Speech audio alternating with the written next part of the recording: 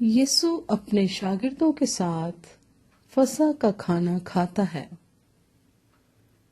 مرکز کی انجیل 14 باب 12 آیت سے 21 آیت تک۔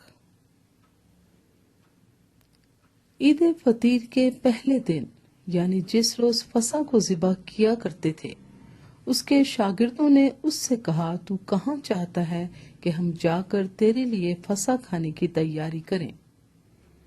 اس نے اپنے شاگردوں میں سے 2 کو بھیجا اور ان سے کہا، شہر میں جاؤ، ایک شخص پانی کا گھڑا لیے ہوئے تمہیں ملے گا، اس کے پیچھے ہو لینا، اور جہاں وہ داخل ہو اس گھر کے مالک سے کہنا، استاد کہتا ہے کہ میرا مہمان خانہ جہاں میں اپنے شاگردوں کے ساتھ فسح کھاؤں کہاں ہے؟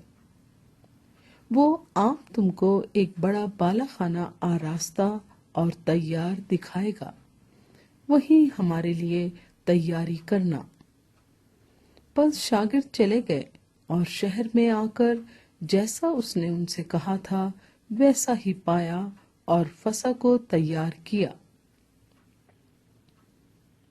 جب شام ہوئی تو وہ ان 12 کے ساتھ آیا، اور جب وہ بیٹھے کھا رہے تھے تو یسوع نے کہا، میں تم سے سچ کہتا ہوں کہ تم میں سے ایک جو میرے ساتھ کھاتا ہے مجھے پکڑوائے گا۔ وہ دل گیر ہونے اور ایک ایک کر کے اس سے کہنے لگے، کیا میں ہوں؟ اس نے ان سے کہا کہ وہ 12 میں سے ایک ہے جو میرے ساتھ طباخ میں ہاتھ ڈالتا ہے، کیونکہ ابن آدم تو جیسا اس کے حق میں لکھا ہے جاتا ہی ہے، لیکن اس آدمی پر افسوس جس کے وسیلے سے ابن آدم پکڑوایا جاتا ہے۔ اگر وہ آدمی پیدا نہ ہوتا تو اس کے لیے اچھا ہوتا۔